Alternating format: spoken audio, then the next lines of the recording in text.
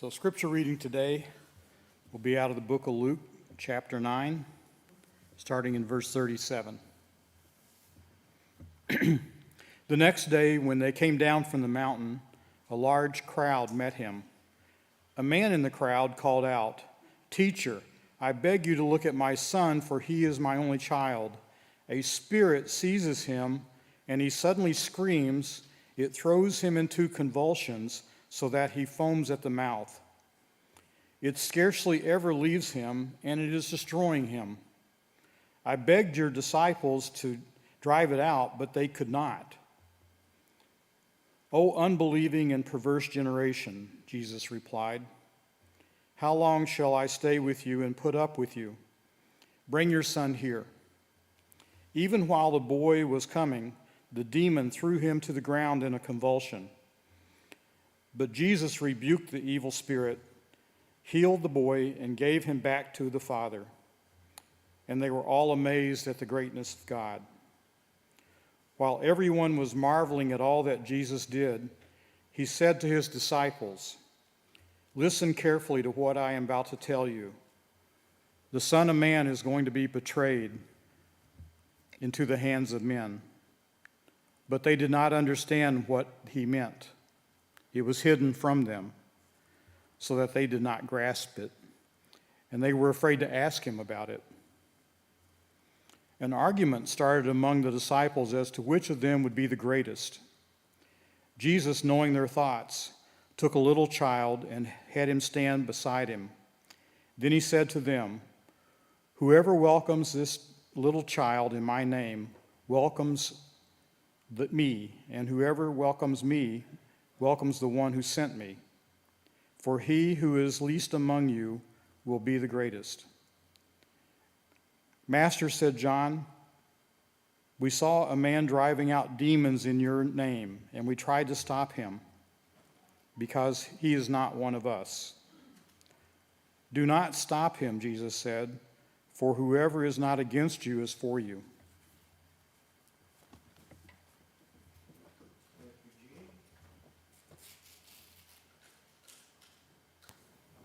This is an interesting passage, is it not?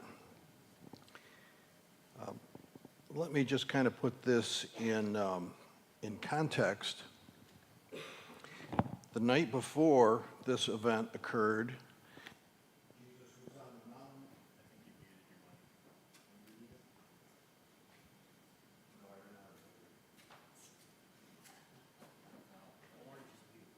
oh, thank you, Tilly. You moved him from the back to the front. I don't know if you're aware of that. I don't need it, but thank you. Yeah, I should keep it here.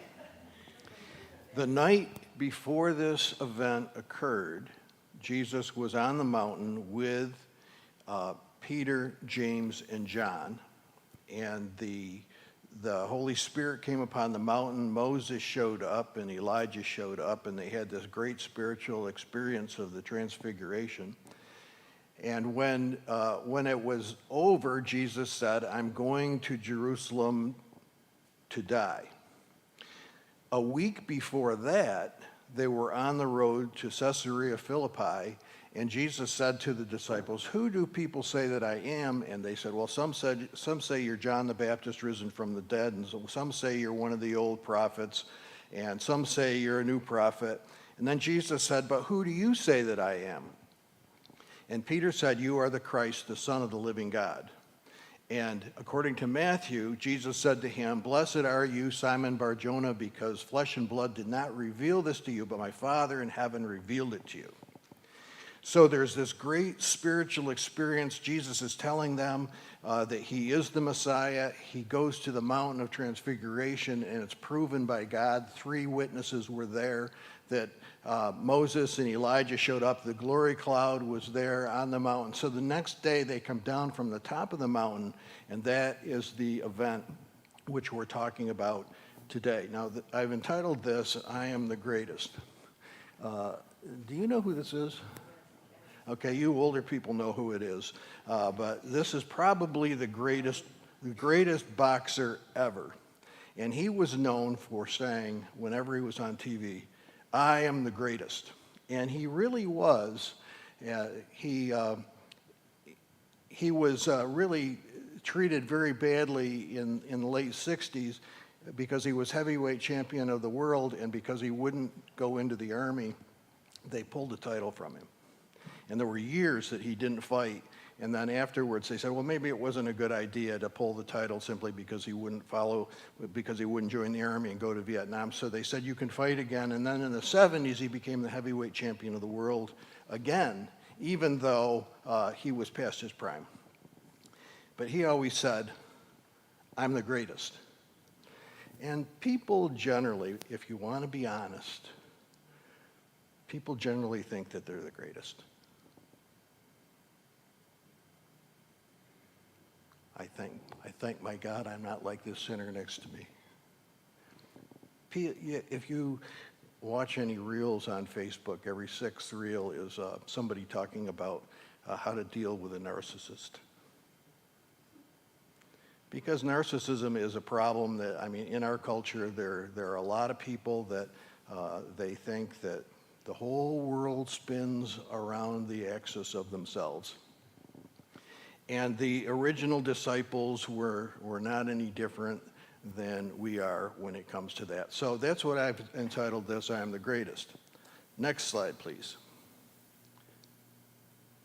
If I can get this slideshow going.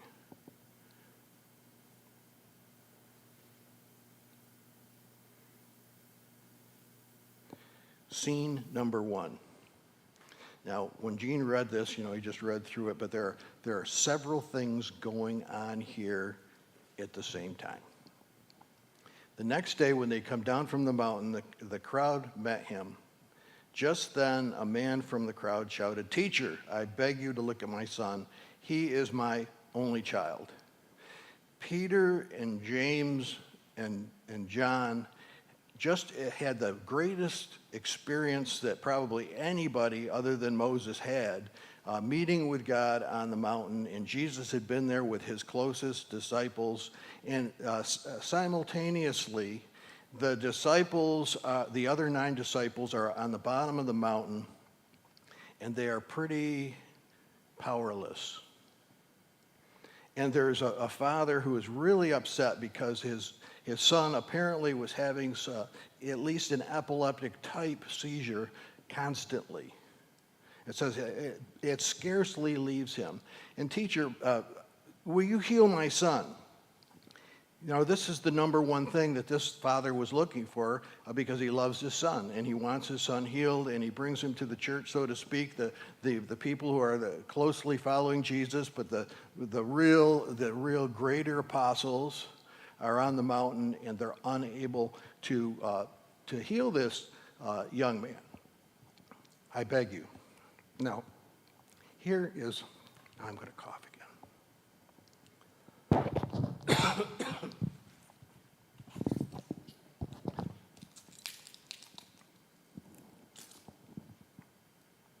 I have to stop singing, I guess.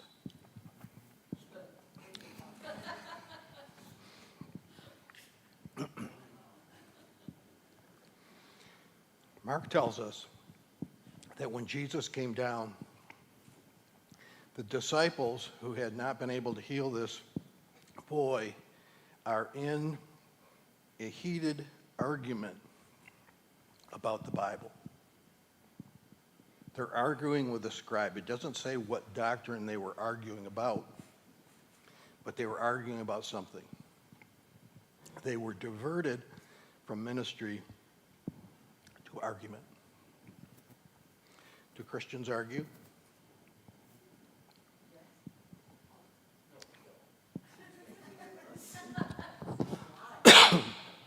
What do they argue about?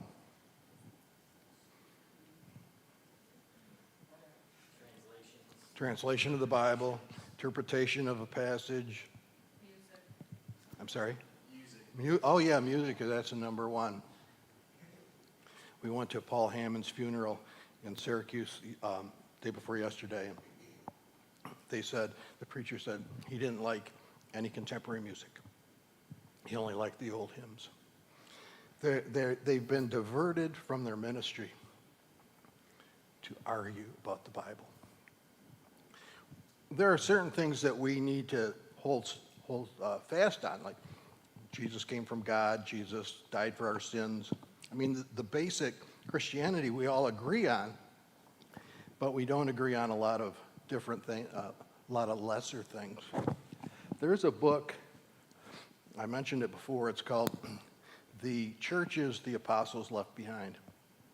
And it was really eye-opening for me because this guy, he proved that the different churches in the New Testament had different governments.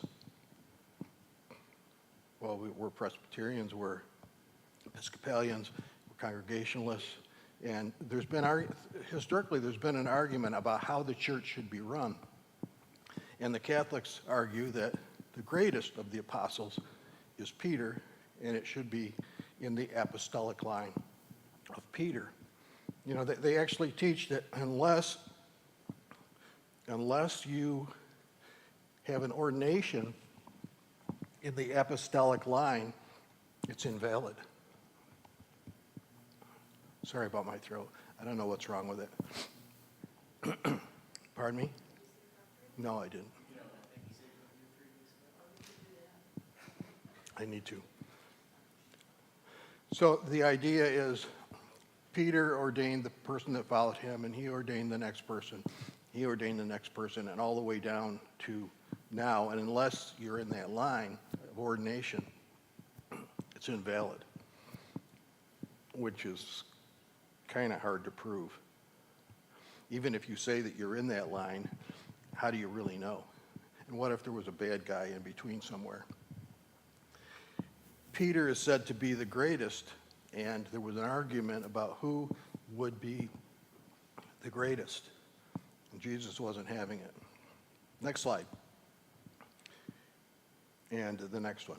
Jesus answered, "You faithless and perverse generation, how much longer must I be with you?"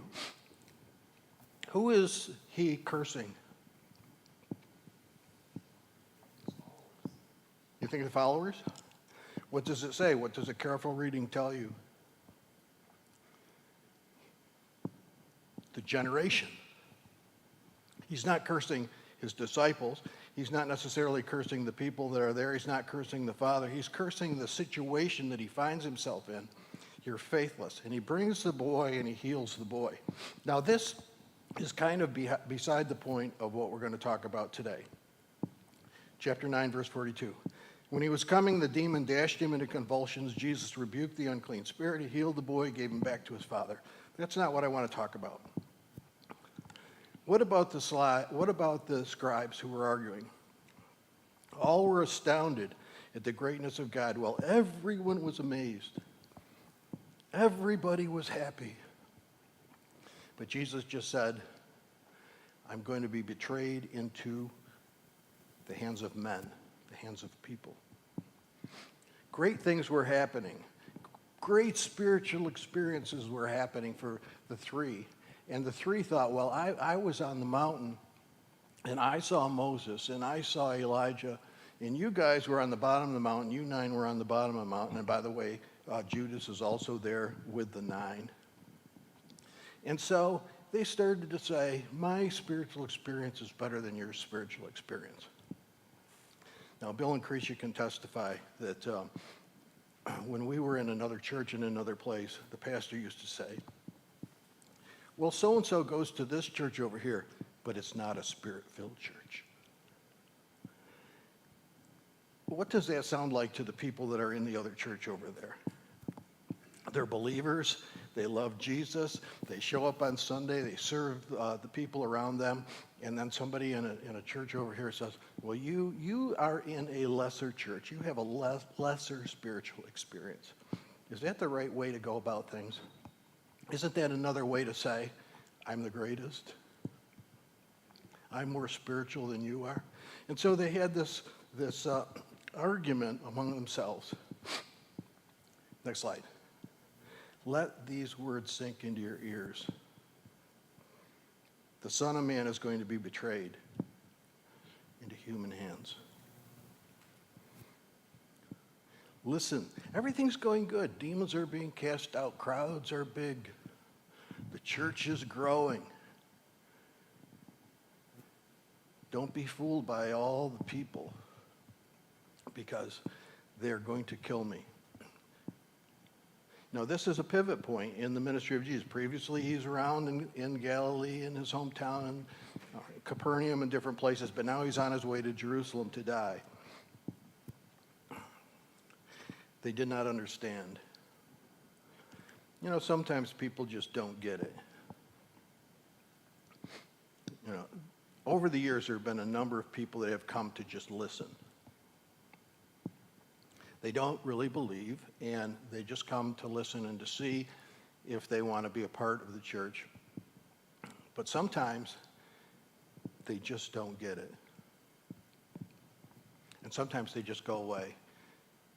And I will say to them, you know, why did you leave? Well, I just don't understand what you're talking about. You tell me right to my face. I don't get it. It needs spiritual ears to perceive what the scriptures say. You have to have spiritual ears to understand who Jesus is and what Jesus did and why Jesus was here. And even the disciples, they had no idea that Jesus was going to die, even though he told them plainly that he was going to die. If you listen to non-believers, they will say, Jesus was a revolutionary, and he got caught up in politics, and they killed him. But Jesus said, no man takes my life, I lay my life down. He was going to Jerusalem. I'm awful sorry. Why don't you pray for me?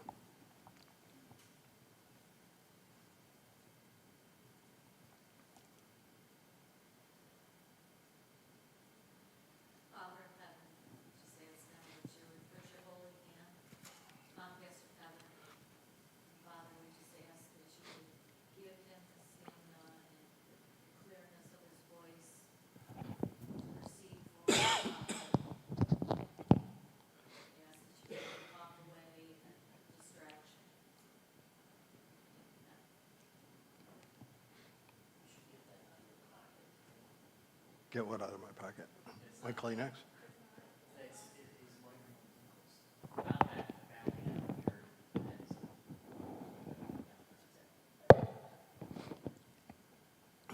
I'm sorry, providing a very poor experience for you this morning.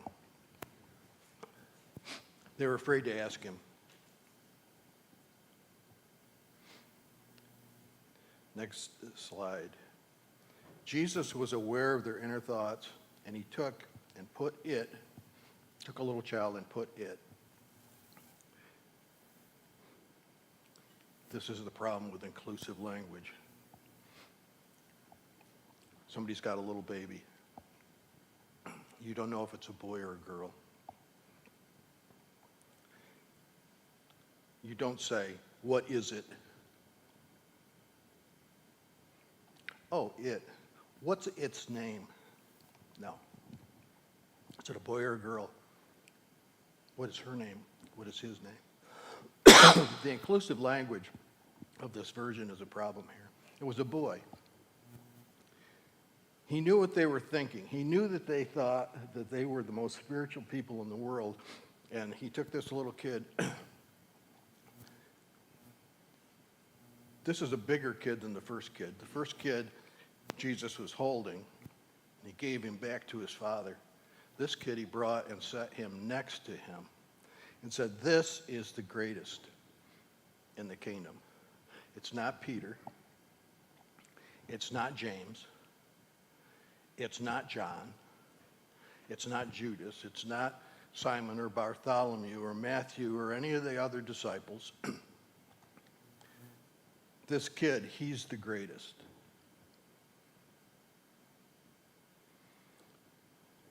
But John thought he should be the greatest. And Peter thought he should be the greatest. We all want to be the greatest. If people want to become a pastor, I'll tell you, don't do it. If there's anything else that you can do, don't become a pastor. Did you tell me that you wanted to be a pastor one time? I didn't. I just realized that you had said that. You should be a pastor. But it's going to be hurtful. It's going to take thick skin. Do you have thick skin? Okay. You'll be okay then.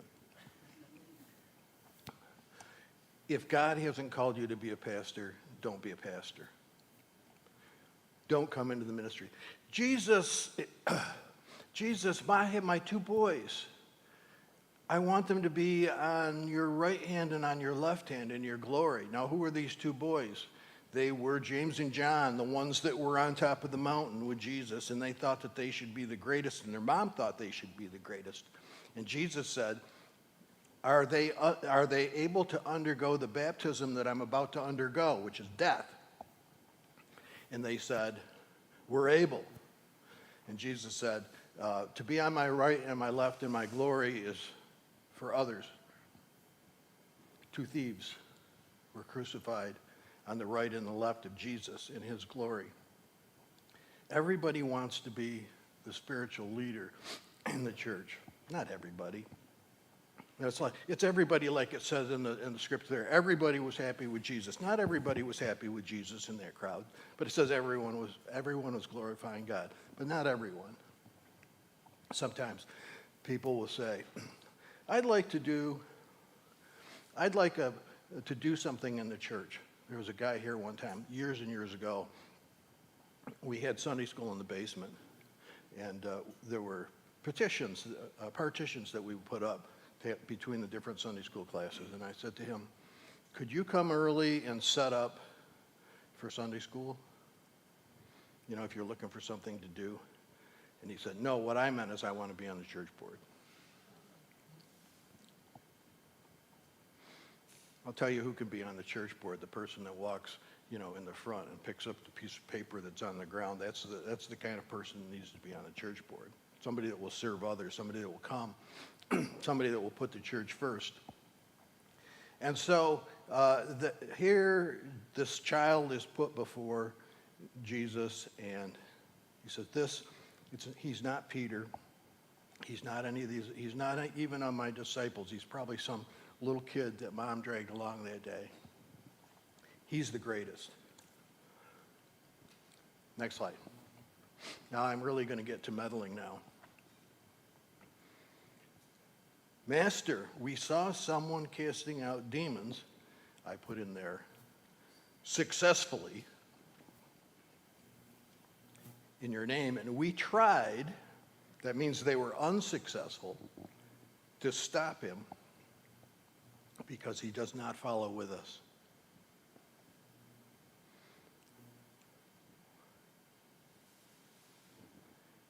First St. James Community Presbyterian Church of We Alone Are Right.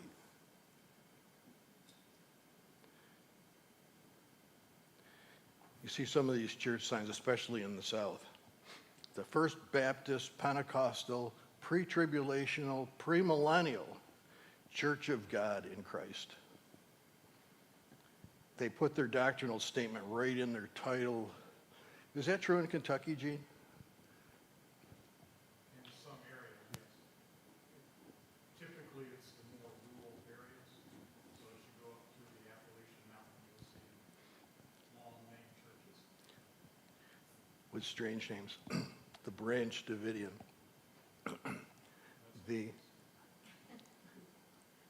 Baptist Episcopal Congregation of the Firstborn from the dead. We alone are right. No, I go to the Canandaigua Clergy Association, and there are some pastors in Canandaigua that I don't think are right. But for the most part, the pastors in Canandaigua are Bible-believing, conservative in their theology. The Methodist Church is a good example of that. Really good brother there. The United Church, really good brother. The Lutheran Church, really good brother. Do I agree with everything that their denomination agrees with? No. But we can sit around the table and we can talk about it. And sometimes those are the best meetings because they explain, why their denomination thinks certain things. And then there are others that unless you have the King James Bible only, they won't listen to you. There's less and less of that. But, people have come in here and they see, well, he doesn't use the King James Bible. I can't go to church there. Is the King James Bible comprehensible? What do you think? I mean, does anybody even use the King James anymore? Some of you probably do. Pat does. Do you? You have to get a new thesaurus out. You're used to it because you've used it lifelong, but if you open up to Psalms and there's this person that's maybe 20 years old, and you open up and it says, "How long will you love leasing?" They won't know what that means. But does it bother you that I don't use the King James? No. Do you like it better when I don't? No, that doesn't matter to me. Okay. Do you like it that we use a version that is gender neutral? That doesn't bother me either, one way or the other. There are some, if I use a gender neutral, if I went to a church somewhere and I used a gender neutral Bible, they would throw me out of the place. I went to the Conservative Party meeting, and they've got everything is in their statement, everything is he. And I said, if you want young people in the Conservative Party, if you go there to their meeting, they're all older than I am. And some of them are walking, decrepitly. And no, we have to keep it that way. We have to keep the patriarchy going. We have to fight about these things. We got to have only old hymns, or we've got to have only contemporary music, or we'll only fellowship with people who are amillennialists, if you even know what that is, or we'll only fellowship with people that believe that you can never lose your salvation, or we'll only be with people who believe that you got to get saved every Sunday morning. There's all these different kind of thoughts. And the disciples are there, and they're arguing with the scribes. Who knows the Bible better than the scribes? What's your job, sir? Well, I'm a scribe. Well, what do? I spend my whole life taking one version of the Bible and copying it by hand and making a second copy. Who knows the Bible better than the scribes?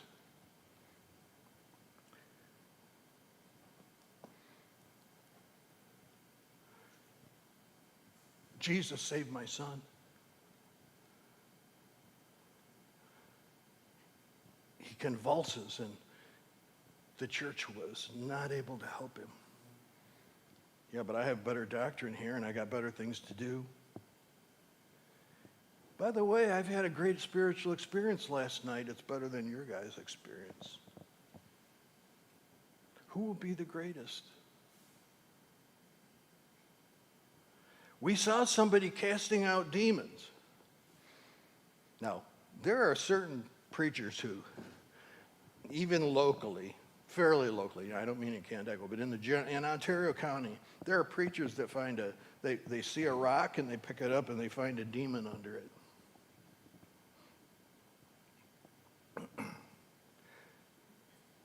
If they're able to cast a devil out of somebody, I say let them do it. These guys said, we can't do it. We weren't able to do it because, and Peter would say, you can't do it because you're not spiritual enough. And if you had been praying, you would be able to do it, and you weren't able to do it. And by the way, we told this guy he couldn't do it, but he's doing it. Because we are greater than he is. So, Jesus said, I like how he answered. Do not stop him, for whoever is not against you is for you. I know what I would have said. I would have said, you are against this guy, and you shouldn't be. But Jesus turned it around in a positive way that helped them to accept it. Whoever is not against you is for you. By the way, I'm going to Jerusalem and die. And you're arguing about doctrine. You're arguing about your own pride. Let this sink into your ears. That's an idiom. Let it sink. Listen to what I'm saying. Well, we're kind of afraid to ask about that. We want to be in charge, but we want to be in charge, but you're telling us that the kids should be leading us. I'll give you 2 minutes to comment. Some folks like Caleb has got to get out of here right now. So, what do you say?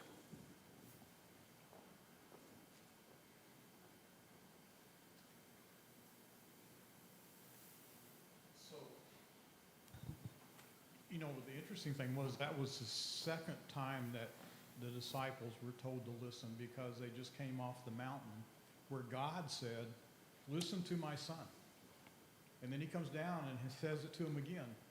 Listen with your ears what I'm getting ready to say. So they've been told by God and by Jesus, listen. We hear, but we don't listen. Or we listen, but we don't hear. He who has ears, let him hear. Let him or her hear. Anyone else? We're not the church of we alone are right. Just because they don't follow us, just because they don't think the same way we do on peripheral items, the church is broad and wide, and everyone has their place in the church. I often have said over the years, if I talk to any other pastor or any other theologian, I always find something I don't agree with. And so I have to assume that they find something in me that they don't agree with, but we're still brothers and sisters. I was getting ready to say, we are brothers and sisters in Christ, right? How often do you disagree with your brothers and sisters in your family? Thankfully, I don't really disagree with my brothers and sisters personally, but I do know I have disagreed with them at times. And I know that's a general situation with many. Well, God bless you. Have a wonderful day. Please pray for my throat. This kind only comes out by prayer, it says in Mark, when it's talking about this particular person with the epileptic type seizures. It was nice to see you today. If you're interested, what's going on with you, Caleb? Maybe some of them want to come up and hear you. I don't think anybody's driving 2 hours. They might. What are you doing this afternoon? Performing main stage at the Niagara Celtic Festival. The Niagara Celtic Festival over in Lockport. They're two